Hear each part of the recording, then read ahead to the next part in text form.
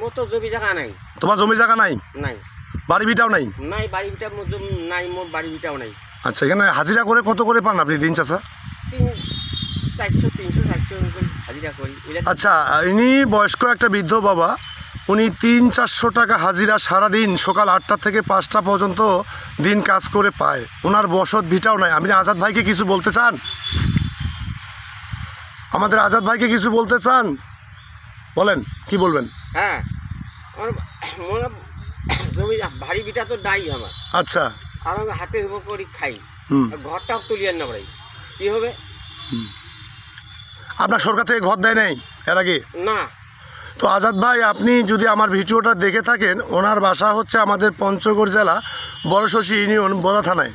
তো আমার একটা কথা, আমাদের বড়শশী ইউনিয়নে যারা নেতাকর্মী আছে ওনাকে একটু সহযোগিতা এবং সাপোর্ট করবেন। আপনি আমাদের বেগম খালেদা জিয়া অসুস্থ, ম্যাডাম আমাদের অসুস্থ, আপনি কিছু বলেন ওনার জন্য। যদি ধানের শীষ মার্কা যদি আমাদের ইনশাল্লাহ বিএনপি সরকার যদি ক্ষমতায় আসে, আপনার জন্য আজাদ ভাই যদি এই বসত ভিটা করে না দে, তারপর আপনাকে আমি বলবো পরবর্তীকে। আপনি বলেন, আজাদ ভাইকে বলেন এই কথাটা। আপনি কি হ্যাপি থাকবেন আপনার বসত ভিটা করে দিলে? আপনার বাড়িঘর করে দিলে আপনি খুশি থাকবেন? খুশি থাকি। এইটাই তো আপনার চাওয়া নাকি? আসলে আজাদ ভাই, আমার ভিডিওটা যদি আপনি দেখে থাকেন, এই অসহায় লোকটার পাশে আপনি দাঁড়াবেন একটু দয়া করে। এহকাল পরকাল আমাদের সবাই আছে, লক্ষ লক্ষ টাকা আমরা আজকে নষ্ট করতেছি। আসলে এই বয়স্ক বাবাটার বাড়িঘর আজকে নাই, ওনার বসত ভিটাও নাই।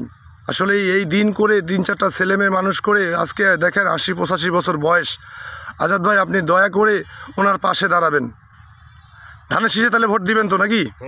আচ্ছা, আলহামদুলিল্লাহ।